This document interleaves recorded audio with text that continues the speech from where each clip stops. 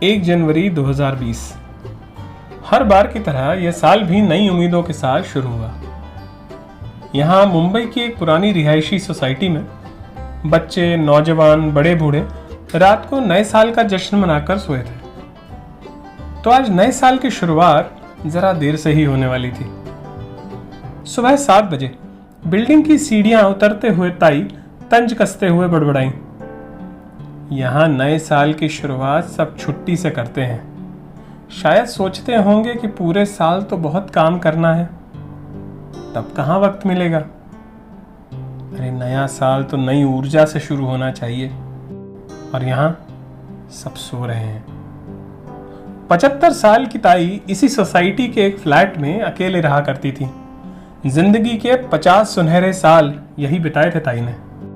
अपनी जिंदा दिली और बेबाकी के कारण ताई सारे मोहल्ले में मशहूर है।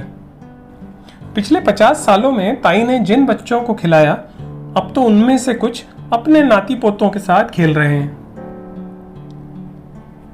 सीढ़ियां उतरते हुए ताई नीचे आई और मुझे वहीं खड़ा देख पूछ लिया, अरे मनु, इतनी जल्दी उठ गए? सारी सोसाइटी तो चीर निद्रा में है।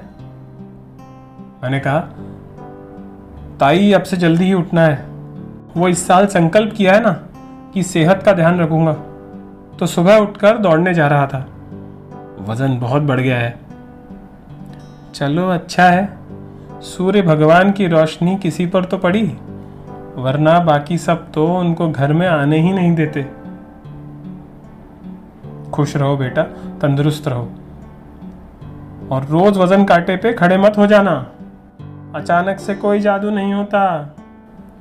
ताई कहते कहते आगे निकल गई।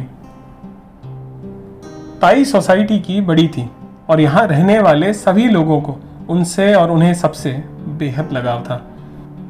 मेरे अनुभव में हर मोहल्ले में, सोसाइटी में या कॉलोनी में कुछ ऐसे लोग होते हैं जिनके होने से वहाँ के लोग एक दूसरे से जुड़े रहते हैं, या यूं कहूं कि ये लोग उस धागे का काम करते हैं जो बाकी लोगों को मोतियों की तरह पिरोए रखते हैं। ताई बस उसी धागे की तरह है। इतने सालों में ताई के कई रूप देखे हैं। कभी बच्चों को कहानी सुनाने वाली, तो कभी स्वादिष्ट व्यंजन बनाकर सबको खिलाने वाली, कभी घरेलू नुस्खों से मर्ज ठीक करने वाली, तो कभी लोगों के बीच सुलह करवाने वाली। ताई सबकी चहेती हैं। जिंदगी ठीक चल रही थी, लेकिन तभी मार्च के महीने में कोरोना ने दस्तक दी। अचानक सब रुक गया। सोसाइटी की चहल पहल गायब हो गई। बच्चों का शोर गुल हो गया। शुरुआती दिन तो फिर भी निकल गए, लेकिन जैसे महीने बीतने लगे, ये सन्नाटा काटने को दौड़ने लगा। इन सब में सबसे ज्यादा अगर कोई प्रभावित हुआ तो वो थे बच्चे और बुजुर्ग। उनका तो घर से निकलना ही बंद हो गया, और अब तो लोगों ने एक दूसरे के घर जाना भी बंद कर दिया था। ताई भी ऐसी ही परेशानी में अटक गई थी। किसी सामाजिक व्यक्ति का घर में बंद रहना किसी सजा से कम नहीं था, लेकिन किसको दोष दें? समय ही कठिन था। ताई जो रोजाना सुबह शाम काम से या घूमने बाहर निकल पड़ती थी, अब घर की खिड़की में बैठी बस आने जाने वालों को देखती रहती। शुरुआत में आवाज लगा देती, कुछ बातें कर लेती, लेकिन अब वो भी बंद हो गया था। निराशा उन्हें अपने शिकंजे में जकड़ती जा रही थी। ताई और उनकी तरह न जाने कितने बुजुर्ग ये सजा भुगत रहे थे। महीनों पर महीने बीते जा रहे थे और 30 त्योहार भी गुजरते जा रहे थे, लेकिन लोगों का मिलना मिलाना वर्जित ही था। पिछले कई महीनों से ताई के पड़ोसी ही उनके खाने पीने का ध्यान रखते थे। एक दिन ताई के पड़ोसियों से ताई का हालचाल पूछा। जवाब में उन्होंने कहा कि ताई बस ठीक है, आप मिल लीजिए उनसे। मैं उसी शाम ताई का हाल पूछने उनके घर चला गया। ताई अपने कमरे में बिस्तर पर लेटी हुई थी। मैंने आवाज दी तो बस उन्होंने आंखों से संकेत दिया, लेकिन बाकी शरीर निस्तेज पड़ा रहा। वो अपने बिस्तर से बिना सहारे उठ भी नहीं सकती थी। यह देखकर मन बहुत दुखी हो गया, लेकिन मैंने अपना दुख जाहिर नहीं होने दिया। किसी दुखी इंसान को एक और दुखी चेहरा दिखाकर मैं उसका क्या भला करता, लेकिन मन इस हालात को मान ही नहीं रहा था। मैंने ताई से बात शुरू कर दी, लेकिन जवाब बस हाँ और ना में ही आ रहे थे। जैसे अब इन सब में उनकी रुचि ही ना रही हो। मैंने मन में ठान लिया कि ताई को इस निराशा से निकालना होगा। मैंने उनके पड़ोसियों से भी बात की और वो भी राजी हो गए। अब मैं हर हफ्ते ताई के साथ कुछ घंटे बातचीत करने चला। शुरुआती कई हफ्ते तो बस मैं बोलता रहता और ताई गर्दन हिला के जवाब दे देती। एक दिन जब मैं ताई से मिलने गया तो अचानक ताई ने पूछा, तुम्हारी वर्जिश कैसे चल रही है? अब भी दौड़ने जाते हो ना? ताई को ये बात याद थी। इसी बात से मैं स्वस्थ हो गया, वरना संकल्प तो बस हर साल की तरह ही था। अब तो बस कुछ ही महीनों में अगले संकल्प का समय आ रहा था। हफ्ते दर हफ्ते ताई की सेहत में सुधार हो रहा था, लेकिन अभी भी शारीरिक तौर पर ताई बहुत कमजोर थी। दशहरा पास आ रहा था। हमारे यहाँ एक प्रथा है, इस दिन कठमूली या आपटा के पेड़ों के पत्तों को एक दूसरे को दिया जाता है। ये पत्ते सोने का प्रतीक होते हैं। कहते हैं कि यह वृक्ष एक महावृक्ष है और महादोषों का निवारण करता है और बुराई का विनाश करता है। मैं भी अपने परिवार के साथ ताई के घर सोना देने और उनका आशीर्वाद लेने पहुंचा। आज ताई नए कपड़ों में तो नहीं थी, लेकिन पड़ोसियों की मदद से कुर्सी पर बैठी मिली। ये प्रगति ही थी, लेकिन दिल्ली अभी भी बहुत दूर थी। ताई हम सभी को देखकर खुश हो गई और वो खुशी उनके आंखों से छलक गई। हम सब ने ताई के पैर छुए और सोने का पत्ता दिया तो ताई ने आशीर्वाद देते हुए कहा, विजयी भव।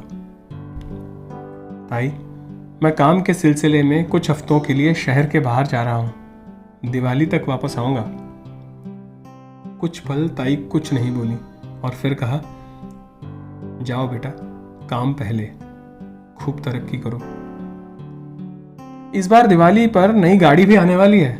सबसे पहले आपको लेकर जाऊंगा घुमाने। मुझे इस बात का एहसास हो रहा था कि ताई इस बात को लेकर कि मैं कुछ हफ्ते मिलने नहीं आऊंगा, ये सोचकर परेशान है, लेकिन मैं कुछ कर न सका। मैं करीब 3 हफ्ते बाहर था। फोन पर ताई से बात हो जाती थी, लेकिन ताई कुछ ज्यादा नहीं बोलती थी। पड़ोसी भी ताई के बारे में बस यही कहते कि वो ठीक है। मुझे लगने लगा था कि पिछले कुछ महीनों में ताई ने की हुई प्रगति कहीं धूमिल ना हो जाए। फिर दिवाली के हफ्ते में शहर आने से पहले मैंने ताई से फोन पर बात की और कहा, ताई, धनतेरस को नई गाड़ी लेकर आ रहा हूं, घूमने चलेंगी ना? और उनका जवाब था, मिलने आओ बेटा। धनतेरस के दिन शाम होते होते नई गाड़ी लेकर ताई के घर के लिए निकला। यही सोचता रहा कि पता नहीं ताई बात करेंगी या फिर सिर्फ हाँ ना में जवाब देंगी। गाड़ी की कुछ तस्वीरें भी ले ली ताकि ताई को दिखा तो सकूं। मैंने उनके घर के बाहर गाड़ी रोकी और देखता हूं तो क्या, ताई घर के बाहर अपने पड़ोसियों के साथ खड़ी थी। ताई को तैयार देखकर मुझे विश्वास ही नहीं हुआ। उनकी हिम्मत और मन के विश्वास को देख मैं फूला नहीं समा रहा था। बस मैं दौड़कर उनके पास गया और उनके पैर छू लिए। ताई ने कहा, खुश रहो। ताई, आपने मुझे फोन पर एहसास ही नहीं होने दिया। वो सरप्राइज था तुम्हारे लिए। लेकिन ये सब कैसे? तो ताई ने बताया कि जब दशहरे को तुमने बताया कि तुम कुछ हफ्ते मिलने आ नहीं पाओगे तो मन दुखी हो गया था, लेकिन फिर दिवाली को मिलने की आस तो थी। मैंने भी ठान लिया था कि गाड़ी में सैर जरूर करूंगी, तो बस अगले ही दिन से धीरे धीरे कोशिश करने लगी। पहले कुछ दिनों में बिस्तर से कुर्सी का सफर तय किया और आज पहली बार घर के बाहर निकली हूँ।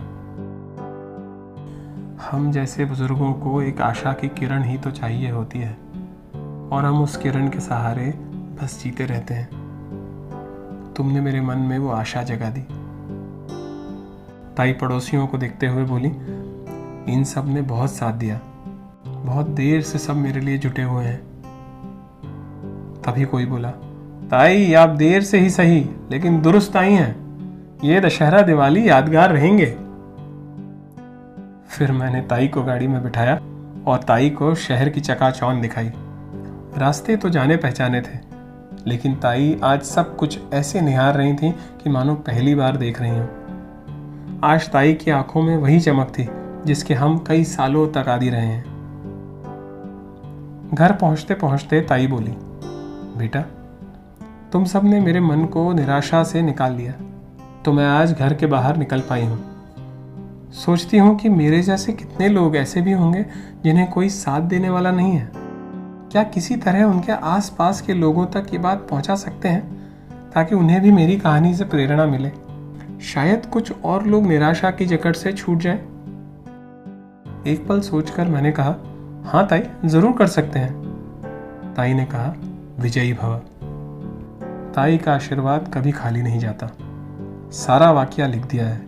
अब कोशिश है कि यह बात ज़्यादा से ज़्यादा लोगों तक पहुंचे। दोस्तों, आपके साथ की ज़रूरत होगी। आप सभी को मेरा यानी आशीष का प्यार भरा नमस्कार।